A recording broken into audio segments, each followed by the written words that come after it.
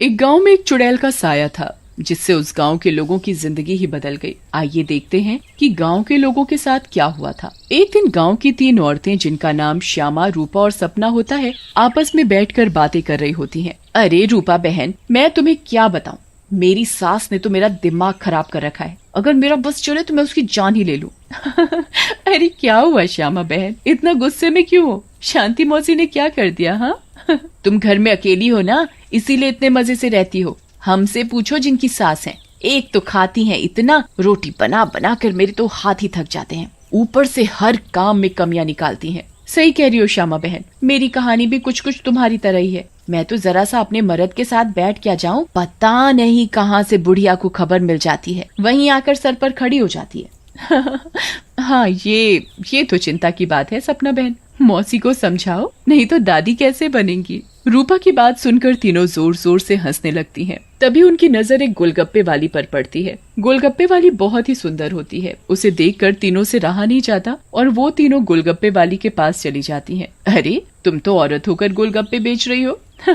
ये तो पहली बार देखा है। अरे तो बहन, इसमें बुराई क्या है, कौनो गलत काम थोड़ी ना कर रहे हैं, मेहनत कर रहे हैं। वैसे आप लोग खाओगे गोलगप्पे? बातें तो बहुत अच्छी बनाती हो, चलो देखते हैं गोलगप्पे कैसे हैं।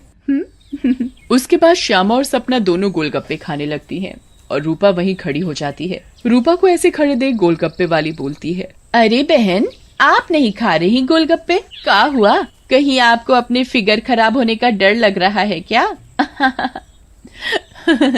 अरे नहीं नहीं, ऐसी बात नहीं है, मैं बस बाहर का सामान कम खाती हूँ और कोई बात नहीं, इन दोनों को खाने दो। श्यामा और सपना गोलगप्पा खाने के बाद बोलती हैं, अरे वाह गोलगप्पे वाली, क्या गोलगप्पे हैं, मुंह से तो स्वाद ही नहीं जा रहा, मजा आ गया। ऐसे गोलगप्पे मैंने जिंदगी में कभी नहीं खाए, तुम तो रोज आया करो, मैं तो रोज ही खाऊंगी। हाँ हाँ हाँ बहन जी, ये भी कहने की बात है, अब तो मैं रोज ही आया करूंगी, नया नया काम जो खोला है। उसके बाद वो गोलगप्पे वाली वहां से चली जाती है और वो तीनों औरतें भी अपने अपने घर चली जाती हैं। अगली सुबह रूपा पानी भरने के लिए कुएं पर जाती है। वहाँ औरतें आपस में बातें कर रही होती हैं। अरे रूपा बहन, पता है तुम्हें श्यामा और सपना कहाँ है? कहाँ है मतलब? अरे अपने घर पर होंगी और कहाँ? आहा, अरे नहीं रूपा बहन, वो दोनों अपने घरों से गायब हैं। कोई कह रहा था कि उनका चक्कर चल रहा था मर्दों के साथ और उन्हीं के साथ घर छोड़कर भाग गई हैं। बेचारे उन दोनों के पति। रूपा को ये बात सुनकर बहुत गुस्सा आता है और वो बोलती है, तुम्हें शर्म आनी चाहिए, औरत होकर औरतों के बारे में ऐसी बातें करते हो। ऐसा कहकर रूपा वहाँ से चली जाती है। शाम को वही गोलगप्पे वाली गांव में फिर से आती है। चीनू और टीनू नाम के 2 मंचुले उसे देखकर बोलते हैं, अबे टीनू, वो देख क्या लड़की है, एकदम एक नंबर, ये तो तेरी भाभी बनने लायक है बीड़ू। सही कह रहा है चीनू, लेकिन इसमें थोड़ा गलती होने का, ये अपन की नहीं, तेरी भाभी बनने लायक है, समझा क्या? फिर वो दोनों गोलगप्पे वाली के पास जाते हैं और बोलते हैं, ए गोलगप्पे वाली, क्या गोलगप्पे खिलाएगी हम दोनों को? आप दोनों भी कैसी बातें करते हैं, ये गोलगप्पे क्या मैंने पानी भरकर होली में मारने के लिए रखे हैं? आप बहुत मजाक किया हो मेरी तरह। वैसे क्या नाम है आपका? नाम में क्या रखा है साहब, आप गोलगप्पे खाइए ना, अगली बार आऊंगी तो नाम भी पता चल जाएगा। फिर चीनू और टीनू गोलगप्पे खाने लगते हैं।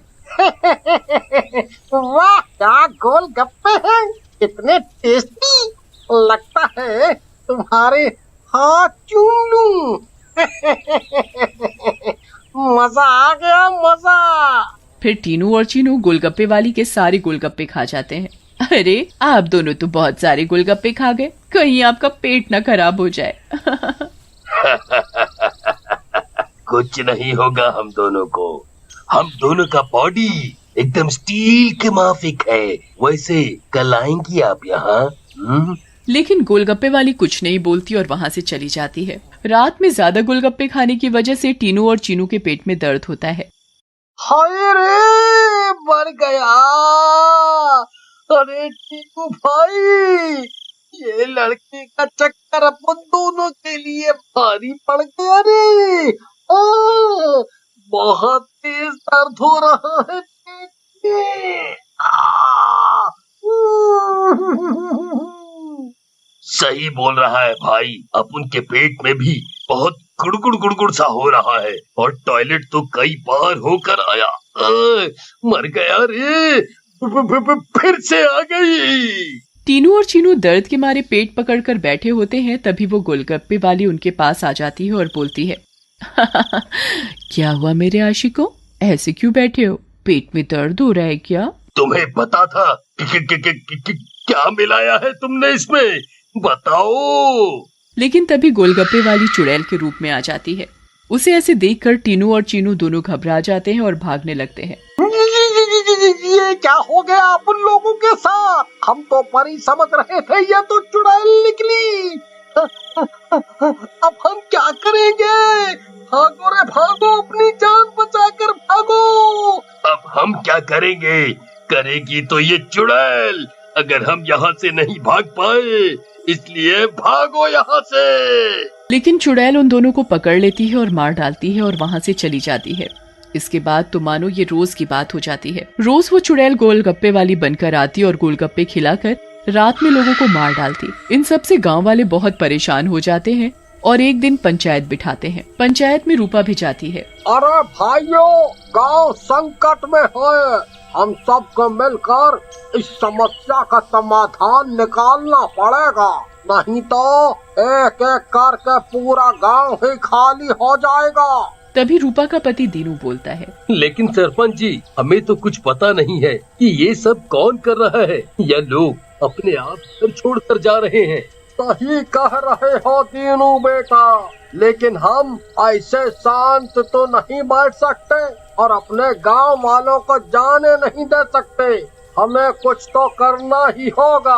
हाँ। फिर पंचायत में कोई भी फैसला न निकलने पर सभी गांव वाले अपने अपने घर चले जाते हैं। उसी दिन दोपहर में चुड़ैल फिर से गोलगप्पे वाली का भेष बदल कर गाँव में आती है। रूपा उसके पास जाती है और बोलती है, अरे गोलगप्पे वाली, जरा गोलगप्पे खिला दे, सुबह से मन खराब हो रहा है, शायद चटपटा खाने से ठीक हो जाए। लेकिन तभी उसकी नजर गोलगप्पे वाली के पैरों पर पड़ती है। गोलगप्पे वाली के पैर उल्टे होते हैं। रूपा ये देखकर समझ जाती है कि हो न हो ये इसी का किया धरा है। रूपा सब समझने के बावजूद गोलगप्पे खाने लगती है और खाकर वहाँ से चली जाती है और दीनू के घर में जाकर सारी बात बताती है, जिसे सुनकर दीनू बोलता है, तुम पागल हो गई हो क्या रूपा? अगर उस गोलगप्पे वाली पर तुम्हें शक था तो तुमने गोलगप्पे क्यों खाए और अपनी जान जोखिम में क्यों डाली? मैंने अपनी जान जोखिम में नहीं डाली, तुमने एक बात पर ध्यान नहीं दिया।